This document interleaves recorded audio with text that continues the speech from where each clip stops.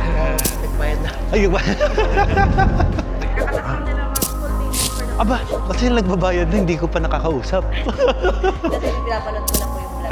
Kapag naging negosyo ako, the more na komportable ako, yung hindi ako sobrang saya, hindi ako sobrang lungkot, then I will make decisions. I'll be honest with you. Yung mga water station na nagtayo ng tubigan na 5+1, doon marami nawawala ang container. Ang palagi ko nga sinasabi, kaya ka nagnegosyo ng tubig kasi nakita mo na may lapses din yung mga nag-deliver sa'yo. Kasi kung di ka naka-experience ng bad services, you don't build this business.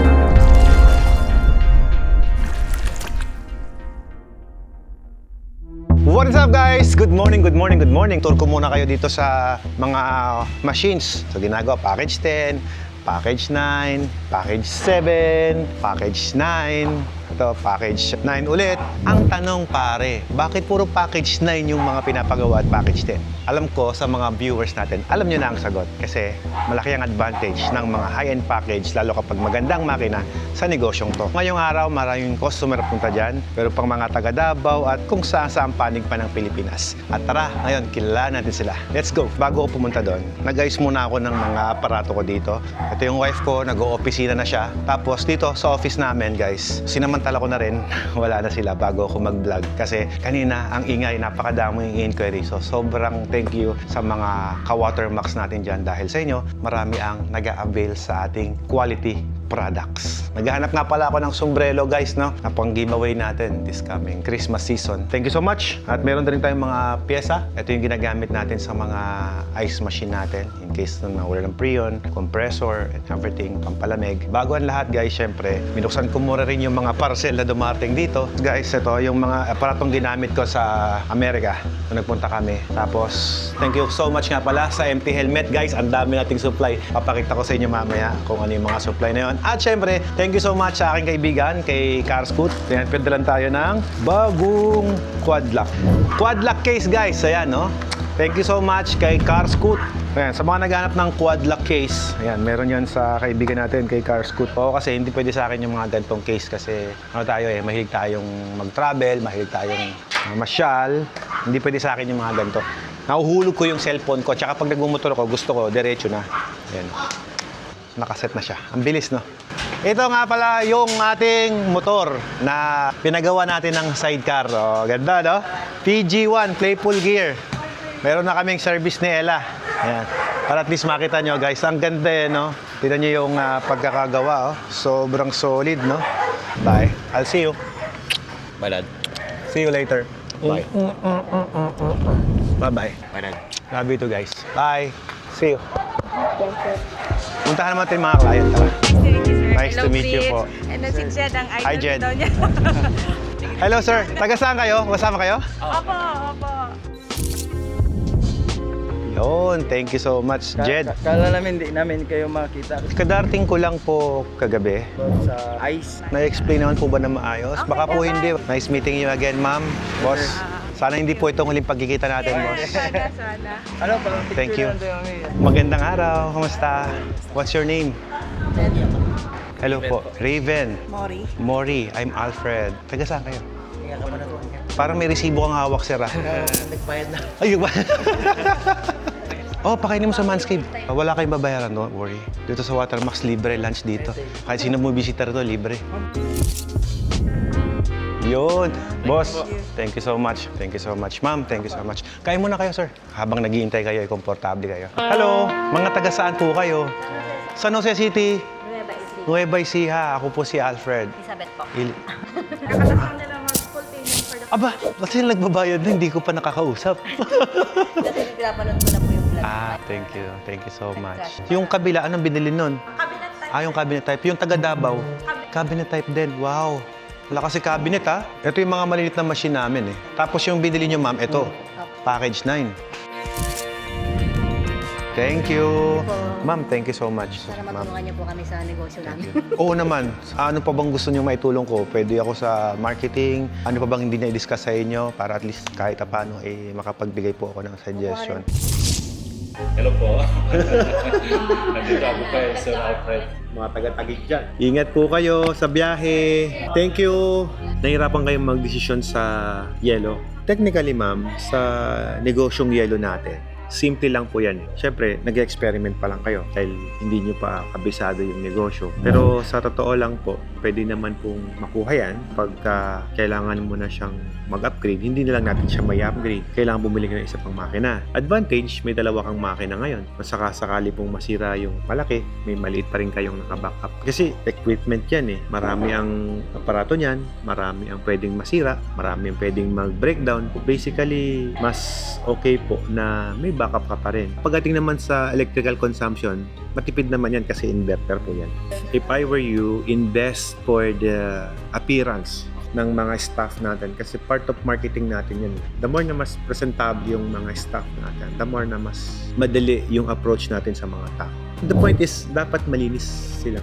Kasi ako yung mga staff ko before, kapag pumaharap sa mga tao, nare-record ko po yan, dapat ba akong gupit, malinisan ko ko. Kasi tubig ka di-deliver mo eh. Pag water station. Pero syempre, alam nga naman, ma'am, yung mga tao ko na technician, welder, ganyan, hanapan mo ng ganun. Huwag naman, di ba? Dito sa amin, meron kaming standard na, mga presentable naman po yung mga staff natin sa itsura nila. May uniform sila. Easiest way to have your own brand, syempre, nakikita ng mga tao. For example dito, napansin nyo ba, nakikita nyo, Watermax. Once na nakikita nyo yung branding namin, mas nagiging familiar kayo. Kahit di nyo na alam yung totoong business name, basta nakikita nyo lang yung logo, yung brand, nagiging, nag-retain sa utak. Pagka ganun yung approach natin sa marketing natin, the more na mas familiar yung mga customer natin, the more na mas maalala tayo when it comes na kailangan natin mag-alok. Kapag nag-aalok po tayo, mas madali po tayong paniwalaan ng mga consumer natin kasi branded yung inaalok natin eh. Yung trust nandun eh. Kapag naging negosyo ako, the more na mas komportable ako. Yung hindi ako sobrang saya, hindi ako sobrang lungkot, then I will make decisions. Don't make decisions na malungkot ka. Don't make decisions na masaya ka masyado.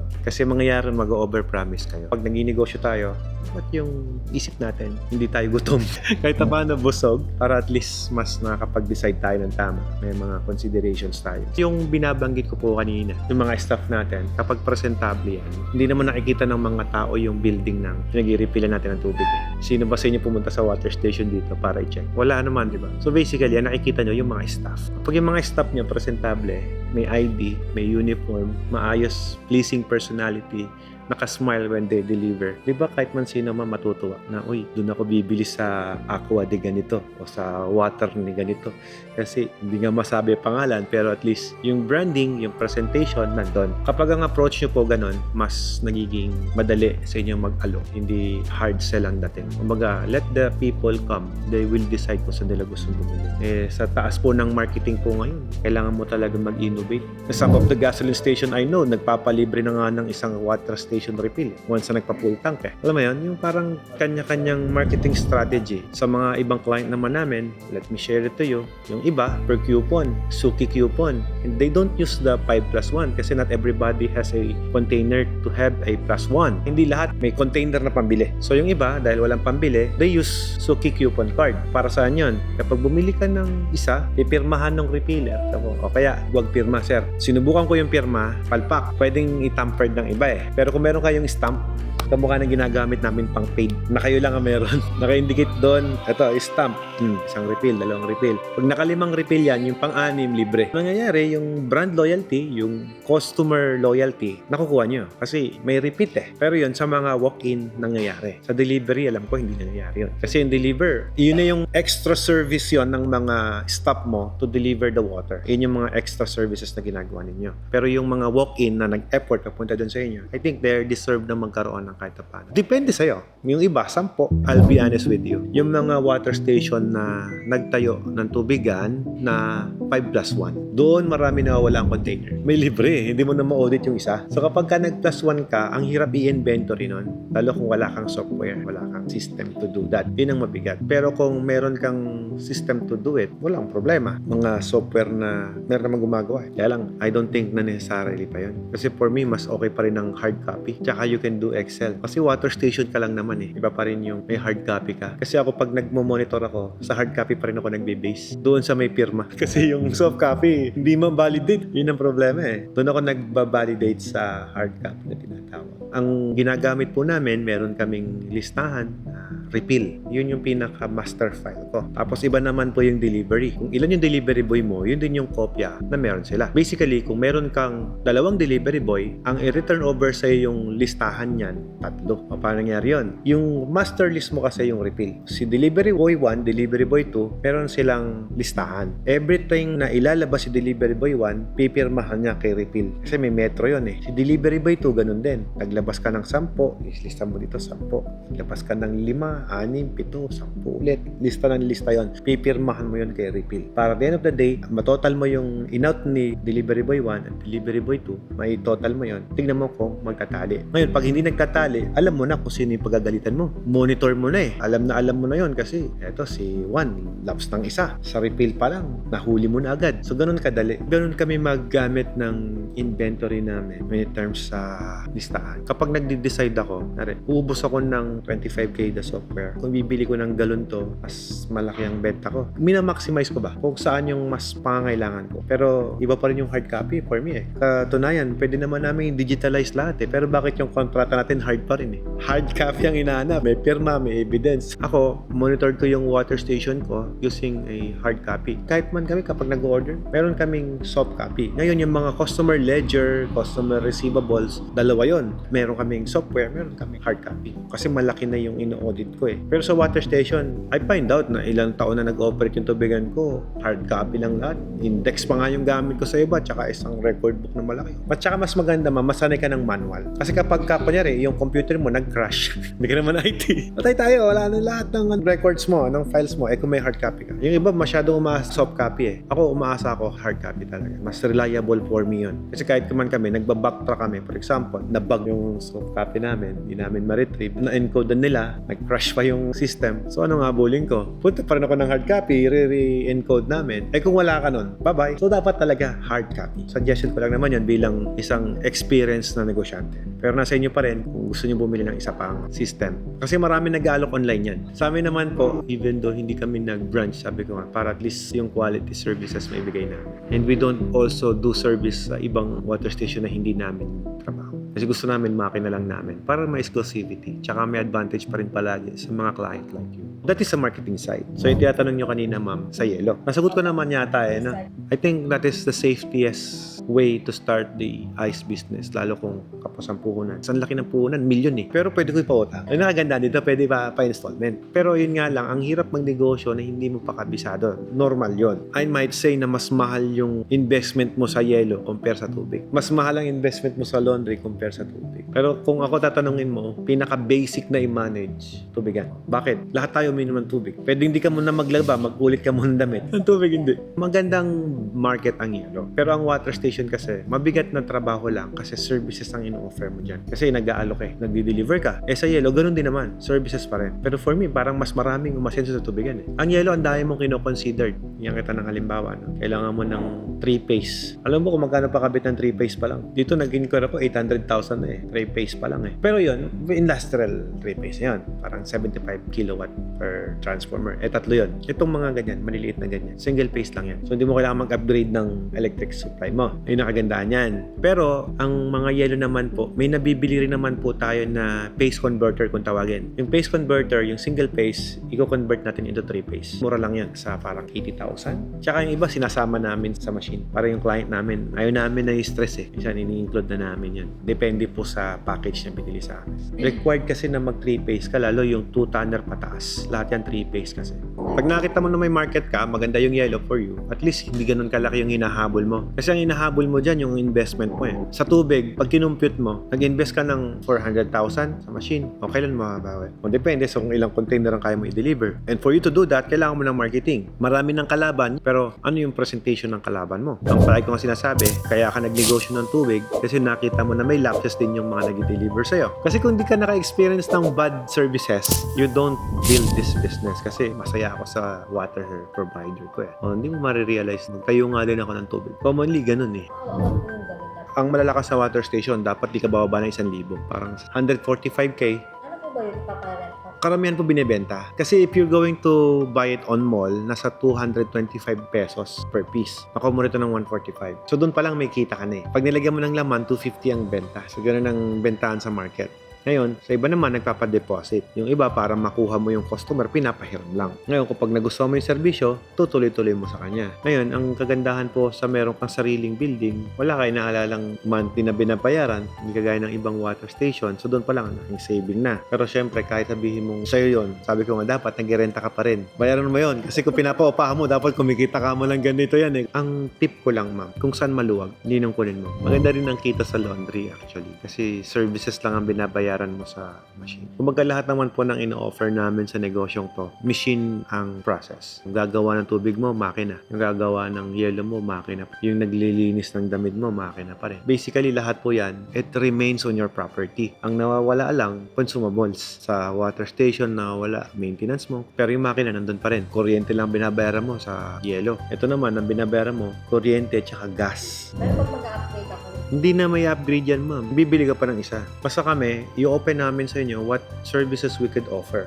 Ngayon, kayong bahala kung saan nyo gustong mag-avail, kung gusto nyo sa amin or sa iba. Kung napapansin nyo, kahit meron kaming mga products or item na ganun, we don't push it. Kompleto yan, ma'am. Lahat ng pwede namin ibigay as services namin. Tsaka dalawang klase. Meron kaming hybrid, meron kaming grid type. Yung hybrid, ma'am, may baterya. Yung grid type, wala siyang baterya. Kapag sobra yung kuryenteng pinasok natin sa mula solar, binibenta natin yung kuryente sa Meralco. mga magkano? Depende sa kilowatt. Pag grid type, walang kuryente. Pero pag battery operated po yan, may kuryente ka kahit mag-brown out. Pero ang baterya pa lang, sa nakikita ko, ang extra costing yan around 200,000. Dahil di naman tayo lagi brown out, maganda naman ang electrical provider natin. For me, mas maganda yung grid type. Pero kung ikaw, may negosyo ka na ayaw mo na nagba-brown out, hybrid ka. Ang baterya kasi, may lifespan po yan. Pag sinabing battery operated kasi, sabihin mo ng 8 years mong pinakinabangan. After 8 years, sira na yun. Another 200,000, boss. The point is, are you willing na matulog yung 200,000 na yun? Yes, you may lose some sales sa isang araw. Pero always may paraan eh. Kapag nag-brown out yan, mayroon naman tangke yan, pwede kang mag-restock sa mga containers mo. Ang isang araw na brown out, hindi yun kabawasan. For example, lang dideliveran mo lang, eh umaabot ka na ng 500 container sa isang araw. Worth it naman po eh, mag-grid type ka na. Kayo nang bahala mag-compute kung magkano kinikita nila. Kasi yan, palagi, nakadepende magkano mo binenta yung tubig. Tsaka nasang lugar ka. Kasi bawat lugar, may kanya-kanya tayong tinatawag na cost of living. Minsan, akala mo malakas ang benta, yung pala, ang taas ng cost of living sa lugar nun. Iba-iba. So, hindi natin mabigay yung exact figure kung magkano talaga yung kinikita nila. Kung commercial ka or residential, depending on saan mo nilagay yan. Yung iba, ginagaya yung presyo. Dapat meron ka palaging sariling price range of your service. Bakit yung sa'yo mahal? Kasi ito yung services na binibigay namin. Kasi maraming nagkasabing ganyan eh. Ang mahal ng product mo, mahal-mahal ng benta mo. Pero hindi mo alam kung ano yung pinagdaanan yan. Kumbaga, paano nyo ba isa-serve sa tao? Ganito yan. Yung isang adobo na binili mo sa karinderya versus sa isang adobo na binili mo sa fine dining, ang laki ng diferensya. Kahit i-times 10 mo yung presyo, sabihin sa'yo, mura naman ng bigay mo. Depending on the way you serve your product. Sana pag nabisita ko, ma'am, yung water station mo, nandun kayo. Nagbibisit po ako pagkatapos na yung water station. Ang magtipid po kasi ng tubig ninyo sa yelo, yung machine mo. Pero kung gusto mo na mas maraming supply, mas better. Kasi not all the time okay yung deep well mo eh. Paano kung bumigay yung isa? May backup ka. Ako, ma'am, nung may water station ako, ang supply ko 3. Nawasa, deep well, shallow well. Lahat pwede. Malaki makina niya eh. Package 9. Yun ang kagandahan eh. Pag lumalaki makina, lahat po ng tubig pwede. Kahit tubig dagat, pwede niyang filterin eh. The more, the merrier. Kasi, ma'am, ganito yan. Pag wala kang deep well, may nawasa ka. Pag wala yung nawasa mo, during summer kasi, ma'am, umihina ang supply dahil wala tayong tubig na makuha. Pero ang sale mo, dumodoble. Kung nagto-200 ka ngayong regular days, summer season, nagpo-400 ka niyan. Doon ka pa naman mahina kumuha ng tubig. Problem. Abutin ka ng alas 10 ng gabi, nag-refill ka. So, kung meron kang 3, mas better. Pero sa unang 2 taon yan. Kasi after 3 years, ma'am, malaki na yung bukal ng tubig mo eh. Wow, thank you. Ito daw ang lucky color ko next year. Yay! Zero. Yun, no? May maganda akong regalo. Happy birthday, ma'am. Happy birthday. Kakantahan ka ba namin? Tapos na. Members kay sir. Sana pag nabisita ko, ma'am, yung water station mo, nandun kayo. Ako muna mag-aasikaso na itong tubigan na to. stressful sa una kasi you don't know what's going on eh. Pero kapag bisado mo na, lahat naman tayo ganun eh. Kapag sanay na po tayo sa tinatawag nating level of stress, minsan akala mo stress yung pala improvement natin. Ako nagbibisit po ako pagkatapos na yung water station. Actually, nag-vlog ako kasi nagustuhan ko lang i-share yung success story ni Alfred Waterworks. Negosyante na ako bago ko mag-vlog. Kumbaga, I have something to share. Maybe some of the people liking what I'm doing, they see already the result. Kasi whatever I said is my experience on my business and then even vlog ko na lang. So I think that is something na edge ko. Hindi ako yung vlogger muna, I don't know what to do. Karamihan na friends ko, ganun. Nag-vlog muna bago magnegosyo. But not all is naging successful sa negosyo. Ako, I build my financial stability and then tsaka ako nag-vlog. By doing that, for me, mas nagiging credible kang magsalita sa mga message na ibinabato mo sa public dahil na-experience mo na yan. Ginagawa ko lang naman yung pag-vlog na to, hindi dahil sa gusto kong kumita sa monetization. Ang totoo niyan, ginagawa ko siya dahil passion ko lang talaga. Gusto ko lang din yung ginagawa. Mahilig lang po ako mag-share. Hindi naman po lahat na nakapanood ng video ko bumili. But definitely, ang sinasabi sa akin, natulungan ko daw sila in terms of sa other way. Ang reason din kung ba't siguro ako naging successful sa pagbablog ko, sir. Nung pandemic, di ba sarado yung mga company na same trade namin. Nag-live ako sa Facebook during pandemic. Every day, 3 hours ako naka-live. Alam mo kung anong ina-assist ko? Hindi lang client namin, pati yung ibang struggle na water station business. Doon sa live, comment sila doon, sir, anong gagawin namin? Ganito yung problema. Tinotroubleshoot ko sa live yun. 3 hours a day. Natutuwa ako sa comment kasi sir, thank you ha dahil sa live mo. Dami nga nagsabi sir sa akin. Bumili kami ng big bike, napanood namin sa'yo eh. Kung na-influence namin sila sa ganon, anong reason? Paano nakabili ng big bike yan? Yun pala, may water station business pala yan. Thank you so much ulit ma'am. It will. Para may laki-laki. It will.